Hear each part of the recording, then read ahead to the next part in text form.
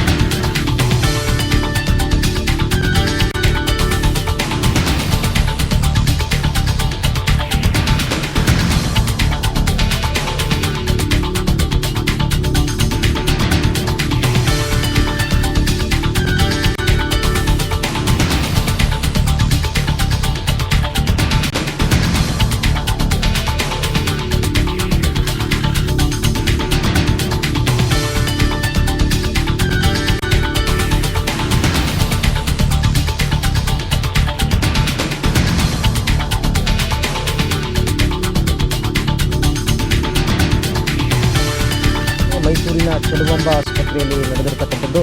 ವೈದ್ಯರು ಮಗುವನ್ನು ಬದಲಾಯಿಸಿಬಿಟ್ಟಿದ್ದಾರೆ ಅಂತ ಪೋಷಕರು ಆರೋಪಿಸಿದ್ದಾರೆ. ಈ ಬಗ್ಗೆ ಮತ್ತಷ್ಟು ಮಾಹಿತಿಯನ್ನು ಪಡೆಯೋಣ ನಮ್ಮ ಪ್ರತಿನಿಧಿ ರವಿ ಪಾಂಡವಪುರ ಅವರಿಂದ. ರವಿ, ಏನಿದು ಘಟನೆ?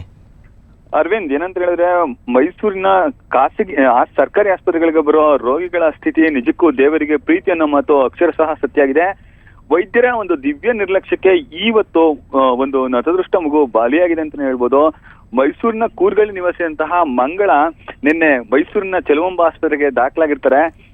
ಈಕೆಗೆ ಇವತ್ತು ಡೆಲಿವರಿ ಡೇಟ್ ಕೊಟ್ಟಿರ್ತಾರೆ. ಆದ್ರೆ ತಡರಾತ್ರಿ ಆಕೆ ಒಂದು ಟಾಯ್ಲೆಟ್ಗೆ ಹೋಗ್ಬೇಕು ಅಂತ ಹೇಳಿ ಟಾಯ್ಲೆಟ್ಗೆ ಹೋದಾಗ ಮಗು ಅಲ್ಲಿಯೇ ಒಂದು ಡೆಲಿವರಿ ಆಗಿದೆ ಅಂತ ಹೇಳಿ ವೈದ್ಯರು ಹೇಳಿರ್ತಾರೆ. ಆದ್ರೆ ಈ ವಿಷಯಕ್ಕೆ ಸಂಬಂಧಪಟ್ಟಂತೆ ಪೋಷಕರು ತೀವ್ರತರದ ಆಕ್ರೋಶ ವ್ಯಕ್ತಪಡಿಸಿದಾಗ ಸಿಬ್ಬಂದಿ ವಿರುದ್ಧ ಒಂದು ಘೋಷಣೆ ಕೂಗಿದಾಗ ಆಸ್ಪತ್ರೆ ಸಿಬ್ಬಂದಿಗಳು ಮಗುವನ್ನ ಹುಡುಕಿಸುವಂತ ಪ್ರಯತ್ನ ಮಾಡ್ತೀವಿ ಅಂತ ಹೇಳ್ತಾರೆ. ಆದ್ರೆ ಬಳಿಕ ಅಂದ್ರೆ ಇವತ್ತು ಬೆಳಿಗ್ಗೆ ಒಂದು ಮಗುವನ್ನ ತಂದಿರ್ತಾರೆ. ಆದ್ರೆ ಮಗು ಸತ್ತ ರೀತಿ. ರವಿ, ಮತ್ತೆ ನಿಮ್ಮನ್ನ ಸಂಪರ್ಕ ಮಾಡ್ತೀನಿ. ಈಗ ಮಗುವಿನ ತಂದೆ ವಿಜಯ್ ಕುಮಾರ್ ಅವರು ನಮ್ಮ ಜೊತೆ ದೂರವಾಣಿ ಸಂಪರ್ಕಕ್ಕೆ ಬಂದಿದ್ದಾರೆ. ವಿಜಯ್ ಕುಮಾರ್, ಏನಾಯ್ತು ಆಕ್ಚುಲಿ ಆಸ್ಪತ್ರೆಯಲ್ಲಿ, ಏನ್ ನಡೀತು ಘಟನೆ? ಸರ್, ಅದು ನಮಗೆ ರಾತ್ರಿ 8:45 9:30ವರೆಗೇನೆ ಮಗು ನಮ್ಮ ಮಿಸಸ್ಗೆ ಹೊಟ್ಟೆ ನೋವು ಬಂತು.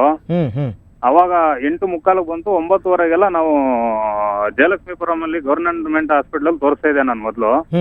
ಅಲ್ಲಿಗೆ ಮತ್ತೆ ಕರ್ಕೊಂಬಂದೆ. ಅಲ್ಲಿ ಬಂದಾಗ ಇವರು ಏನಿಲ್ಲ, ಅಲ್ಲಿ ಹೇಳಿದ್ದು ಏನ್ ತೊಂದರೆ ಇಲ್ಲ, BP ಸ್ವಲ್ಪ ಜಾಸ್ತಿ ಆಗಿದೆ, BP ಇಲ್ಲ, ಅವಾಯ್ಡ್ ಮಾಡಕ್ ಆಗಲ್ಲಪ್ಪ, ನೀವು ಅಲ್ಲಿ ಕರ್ಕೊಂಡು ಹೋಗಿ ಅಂದ್ಬಿಟ್ಟು ಅವರೇ 108 ಆಂಬುಲೆನ್ಸ್ ಮಾಡಿ ಕಳಿಸ್ಕೊಡ್ರಿ ಇಲ್ಲಿಗೆ ನಮ್ಗೆ. ನಾವ್ ಇಲ್ಲಿಂದ ಬಂದು ಎಲ್ಲ ಇವ್ರು ಚೆಕ್ ಮಾಡಿದ್ರು ಒಂದ್ಸಾರಿ. ಚೆಕ್ ಮಾಡ್ಬಿಟ್ಟು ಮತ್ತೆ ಅಡ್ಮಿಷನ್ ಮಾಡ್ಕೊಂಡು ಒಳಗಡೆ ಕರ್ಕೊಂಡು ಹೋದ್ರು. ನಾವು ಈಚೆ ಬಂದಾಗ ಆಕ್ಚುಲಿ ನಮ್ಮ ಮಿಸಸ್ ಅವರ ಚಿಕ್ಕಮ್ಮ ಒಬ್ರು ಬಂದಿದ್ರು. ಹಲೋ, ಹೇಳಿ. ಅವ್ರು ಇದು ಯೂರಿಯನ್ ಪಾಸ್ ಮಾಡಿಸ್ಕೊಂಬನ್ನಿ ಅಂತ ಕಳ್ಸೋರಂತೆ. ಅಲ್ಲಿ ಹೋಗ್ಬಿಟ್ಟು ಯೂರಿಯನ್ ಪಾಸ್ ಮಾಡಿಸ್ಕೊಂಡ್ ಬರ್ಬೇಕಾದ್ರೆ ಅಲ್ಲಿ ಅವರು ಮತ್ತೆ ನಮ್ಮ ಮಿಸಸ್ ಅವ್ರ ಚಿಕ್ಕಮ್ಮ ಮತ್ತೆ ಇನ್ನೊಬ್ರು ಲೇಡಿ ಮತ್ತೆ ಒಬ್ರು ನರ್ಸ್ ನೋಡಿದಾಗ ಅದು ಮಗು ತಲೆ ಈಚೆ ಬಂದಿದ್ನ ಇವ್ರು ನೋಡವ್ರೆ. ಸರಿ. ಮತ್ತೆ ಅವರು ಬಂದ್ಬಿಟ್ಟು ಏನಾಗಲ್ಲ, ಇದು ಏನ್ ತೊಂದ್ರೆ ಇಲ್ಲ ಅನ್ಬಿಟ್ಟು ಮತ್ತೆ ಈ ಕಡೆ ವಾರ್ಡ್ ಚೇಂಜ್ ಮಾಡ್ಕೊಂಡವ್ರೆ. ಮತ್ತೆ ಬಂದ್ಬಿಟ್ಟು ಚೇಂಜ್ ಮಾಡ್ಕೊಂಡು ನಮ್ಗೆ ಏನ್ ಹೇಳಿದ್ರು ಅಂದ್ರೆ ಮಗು ಒಳಗಡೆ ತೀರೋಗ್ಬಿಟ್ಟಿದೆ, ಇದು ನಿಮ್ಗೆ ಡೆಲಿವರಿ ಮಾಡ್ಬೇಕು ಅಂದ್ರೆ O- ಬ್ಲಡ್ ಬೇಕಪ್ಪ ನಮ್ಗೆ ಅಂತ ಕೇಳಿದ್ರು. ಸರಿ ಸರ್, ನಾವು ಅರೇಂಜ್ ಮಾಡ್ತೀವಿ ಅಂದ್ಬಿಟ್ಟು ಆಚೆ ಹೋದ್ವಿ. ಆಕ್ಚುಲಿ ಆಗ್ಲೇ 12 ಗಂಟೆ ಅಷ್ಟು ಟೈಮ್ ಆಗಿತ್ತು. ಅಲ್ಲಿ ಹೋಗ್ಬಿಟ್ಟು ಕೊಲಂಬಿಯಾ ಒಂದ್ ಬಿಟ್ರೆ ಸರ್ ಎಲ್ಲಾ ಕಡೆನೂ ಬ್ಲಡ್ ಹುಡುಕ್ತಿವಿ, ಬ್ಲಡ್ ಎಲ್ಲೂ ಸಿಗ್ಲಿಲ್ಲ. ಮತ್ತೆ ಬಂದು ನಾವು ಹೇಳ್ದಾಗ ಅವರು ಬಾರಿ ರಾಸ ಮಾತಾಡೋರು ನಮ್ಗೆ. ಇಲ್ಲ, ನಮ್ಗ್ ಬ್ಲಡ್ ಬೇಕಪ್ಪ, ನೀವು ಹಂಗೆ ಹಿಂಗೆ ಆ ತರ ಈ ತರ ಅಂತ ಏನೇನು ಮಾತಾಡಿದ್ರು. ಸರಿ ಸರ್, ಈ ತರ ಇಲ್ಲ, ಅರೇಂಜ್ ಆಗ್ತಾ ಇಲ್ಲ, ಬೆಳಿಗ್ಗೆ ಕೊಡ್ತೀನಿ ಅಂತ ಹೇಳ್ತಿದಾರೆ, ಪರವಾಗಿಲ್ವ ಸರ್ ಅಂತ ನಾವು ಕೇಳಿದ್ವಿ. ಸರಿಯಪ್ಪ, ನೀವು ಒಂದು 8:45 ಅಷ್ಟೊತ್ತಿಗೆ ಅರೇಂಜ್ ಮಾಡ್ಕೊಡಿ, ಇಲ್ಲಿ KR ಹಾಸ್ಪಿಟಲ್ ಅಲ್ಲಿ ಒಂದ್ಸರಿ ಹೋಗಿ ಕೇಳಿ ಅಂತ ಕಳ್ಸ್ಕೊಟ್ರು ಅವ್ರೇನೆ. ಅಲ್ಲೋಗಿ ಕೇಳೋದಕ್ಕೆ ಬೇಕಾದ್ರೆ ತಗೊಳಕ್ ಹೇಳಿ, ನಾವು ಬೇರೆ ನಿಮ್ ಕಡೆಯವ್ರ ಬಂದು ಬ್ಲಡ್ ಕೊಡಿ, ನಾವು ಚೇಂಜ್ ಮಾಡ್ಕೊಡ್ತೀವಿ ಅಂತ ಅವ್ರು ಹೇಳಿದ್ರು. ಮತ್ತೆ ವೈಟ್ ಬ್ಲಡ್ ಅಂತ ಕೇಳಿದ್ರು, ಅದು ಬೆಳಿಗ್ಗೆ ಸಿಗುತ್ತೆ ಅಂತ ಹೇಳಿದ್ರು. ಅದನ್ನ ತರ್ಬೇಕಾದ್ರೆ ಮತ್ತೆ ಇವ್ರೇನ್ ಮಾಡಿದಾರೆ, ಒಂದು 1:30ವರೆಗೆ ಈಗ ವಿಜಯ್ ಕುಮಾರ್, ನಿಮ್ಮ ಆರೋಪ ಏನು ಅವ್ರ ಮೇಲೆ? ಈ ಇಡೀ ಘಟನೆ ಏನ್ ನಡೀತು ಅಂತ ಬೇಡ, ಏನಾಗಿದೆ ಅಂತ ನೀವು ಹೇಳೋದಲ್ಲಿ? ಹೌದಾ ಸರ್? ಸರಿ ಸರ್, ಅದು ಆಕ್ಚುಲಿ ನಮ್ಮ ಇದು ಅವರು ಒಂದು ಭ್ರೂಣನ ಬೇರೆ ಭ್ರೂಣ ತಂದ್ಬಿಟ್ಟು ಹ್ಮ್ ಇಟ್ಟಿದ್ದಾರೆ. ಅವ್ರು ಅಲ್ಲೇನಾಗಿದೆ ಅಂದ್ರೆ ರಿಸರ್ಚ್ ಮಾಡ್ಬೇಕಾದ್ರೆ ಮಗು ಟಾಯ್ಲೆಟ್ ಅಲ್ಲಿ ಬಿದ್ದು ಒಳಗಡೆ ಹೋಗ್ಬಿಟ್ಟಿದೆ ಅಂತ ಹೇಳ್ತಾವ್ರೆ ಡಾಕ್ಟ್ರು. ಹಾ ಹಾ ಹೇಳಿದ್ರು ರಾತ್ರಿ. ಹ್ಮ್ ಇನ್ನೊಂದ್ ಸಾರಿ ಬಂದು ನಾವು ಕೇಳಿದಾಗ ಇಲ್ಲ ನೀವು ಬ್ಲಡ್ ತಂದು ಕೊಟ್ಮೇಲೆ ಆಪರೇಷನ್ ಇದು ಬ್ಲಡ್ ತಂದು ಕೊಡಿ ಆಮೇಲೆ ನಾವು ಇದು ಡೆಲಿವರಿ ಮಾಡ್ಕೊಡ್ತೀವಿ ಅಂತ ಹೇಳಿದ್ರು. ಈಗ ಟಾಯ್ಲೆಟ್ಗೆ ಹೋಗ್ಬೇಕಾದ್ರೆ ಮಗು ಹೊರಟೋಗಿದೆ ಅನ್ನೋದು ನಿಮ್ಮ ಮಿಸಸ್ಗೆ ಗೊತ್ತಾಗಿಲ್ವಾ ವಿಷಯ? ಸರ್ ಅವ್ರಿಗೆ ಅಷ್ಟೊಂದು ಇದಾಗಿಲ್ಲ. ಅವ್ರ ಜೊತೆ ಯಾರನ್ನು ಹೋಗಿಲ್ಲ ಸರ್. ಡಾಕ್ಟರ್ ಆಗ್ಲಿ ಮತ್ತೆ ಯಾರೋ ಒಂದು ನರ್ಸ್ ಆಗ್ಲಿ ಯಾರು ಹೋಗಿಲ್ಲ ಸರ್. ಅವ್ರು ಬಾಯಿ ಪಡ್ಕೊಂಡ್ರು ಹೋಗಿಲ್ಲ. ಹ್ಮ್ ಮತ್ತೆ ಯಾರೋ ಜೆಂಟ್ಸ್ ಡಾಕ್ಟರ್ ಬಂದ್ಬಿಟ್ಟು ಹೋಗಮ್ಮ ನೀನು ಅಂತ ಹೇಳಿದ್ರಂತ ಅವ್ರು ಹೋಗ್ಬೇಕಾದ್ರೆ ಹ್ಮ್ ಅವ್ರು ಹೋಗ್ ಬಂದಿದ್ದಾರೆ. ಅದೇನ್ ಅಷ್ಟೊಂದು ಅವ್ರಿಗೆ ಗೊತ್ತಾಗಿಲ್ಲ. ಅವ್ರಿಗೆ ಇಲ್ಲ ಅಲ್ಲೇನು ಆತರ ಆಗಿಲ್ಲ ಅಂತ ಇವ್ರು ಹೇಳ್ತಾರೆ. ಇವ್ರು ಗಾಬರಿ ಮಾಡ್ಬಿಟ್ಟಿದ್ದಾರೆ ನಮ್ಮ ಮಿಸಸ್ಗೆ. ಅವ್ರು ಏನೇನ್ ಮಾತಾಡ್ತಾರೋ ಅವ್ರಿಗೆ ಗೊತ್ತಾಯ್ತು ಆತರ ಮಾತಾಡ್ತಾ ಇದಾರೆ. ಹಾಗಲ್ಲ ವಿಜಯ್, ಇವಾಗ ಸಾಮಾನ್ಯ ನೀವ್ ಹೇಳೋ ಪ್ರಕಾರನೇ ಇದ್ರಲ್ಲಿ ಬಾತ್ರೂಮ್ ನಲ್ಲೇ ಮಗು ಹೋಗಿದೆ ಅಂದ್ರೂ ಅಷ್ಟು ಸುಲಭ ಅಲ್ಲ ಅದು. ಅದು ಮಗು ಈಚೆ ಬಂದ್ರೂ ಕೂಡ ಹೊಕ್ಕಳು ಬಳ್ಳಿಯನ್ನ ಕತ್ತರಿಸಬೇಕು, ಆ ನಂತರನೇ ಮಗು ಜಾರೋದಕ್ಕೆ ಸಾಧ್ಯ. ಹೌದು ಸರ್. ರಾತ್ರಿ ಮತ್ತೆ ನಾವು ಬಂದು ಟಾಯ್ಲೆಟ್ ಹೆಂಗ್ ಮೇಡಮ್ ಹೋಗುತ್ತೆ ಅನ್ನೋದಕ್ಕೆ ನಾವು ಕೈ ಹಾಕಿ ನೋಡ್ದೋ ಸಿಗ್ಲಿಲ್ಲ ಅಂತ ಹೇಳಿದ್ರು. ನಾನು ಡಾಕ್ಟರ್ ಕ್ವಶನ್ ಮಾಡಿ ಕೇಳಿದೆ, ಅಲ್ಲ ಮೇಡಮ್ 8 ತಿಂಗಳು ಮಗು ಒಳಗಡೆ ಹೆಂಗ್ ಹೋಗ್ ಸಾಧ್ಯ ಅಂತ ಕೇಳಿದಾಗ ಅವ್ರು ಹೇಳ್ತಾ ಇದಾರೆ ಇಲ್ಲ ಅದು ಜಾರ್ಕೊಂಡ್ಬಿಟ್ಟೈತೆ ಒಳಗಡೆ ಹೋಗ್ಬಿಟ್ಟಿದೆ ಅನ್ನೋದಕ್ಕೆ. ನಾವು ಸುಮ್ನೆ ಅವ್ರಿಗೆ ಹೇಳಿದ್ವಿ, ಇಲ್ಲ ಇದು ಪ್ರಾಬ್ಲಮ್ ಏನೋ ತರ ಬೇರೆ ತರ ಮಾಡಿದೀರಾ, ನಮ್ಗೆ 5 ವರ್ಷದಿಂದ ಮಕ್ಳಿಲ್ಲ ಈಗಾಗಿರೋದು ನಮ್ಗೆ, ಯಾಕೆಂದ್ರೆ ನಮ್ಮ ರಿಪೋರ್ಟ್ ಎಲ್ಲ ಚೆನ್ನಾಗಿದೆ, ನೀವು ಈ ತರ ಮಾಡಿದೀರಾ ಅನ್ನೋದಕ್ಕೆ ಅವ್ರು ಹೇಳ್ತಾ ಇದಾರೆ ಇಲ್ಲ ಈ ತರ ಹೋಗಿದೆ. ನಾವು ಮಿನಿಸ್ಟರ್ ಕಡೆ ಡಾಕ್ಟರ್ ಹೇಳ್ತಾರ, ಲೇಡಿ ಡಾಕ್ಟರ್, ನಮ್ಮ ಮಿನಿಸ್ಟರ್ ಕಡೆ ಅವರು ಏನ್ ಮಾಡ್ಕೋದೇನೇನೋ ಹಂಗೆ ಅಂತೆಲ್ಲ ಬೇರೆ ತರ ಧುಮ್ಕಿ ಹಾಕಿದ್ರು ಅವ್ರು ನಮ್ಗೆ. ಮತ್ತೆ ಅಂದ್ರೆ ನಿಮ್ಮ ಆರೋಪ ಈಗ ಮಗುನ ತಗೊಂಡು ಬೇರೆ ಒಂದು ಭ್ರೂಣ, ಸತ್ತಿರೋ ಭ್ರೂಣ ತಂದಿಟ್ಟಿದ್ದಾರೆ ಅಂತ? ಹೌದು ಸರ್.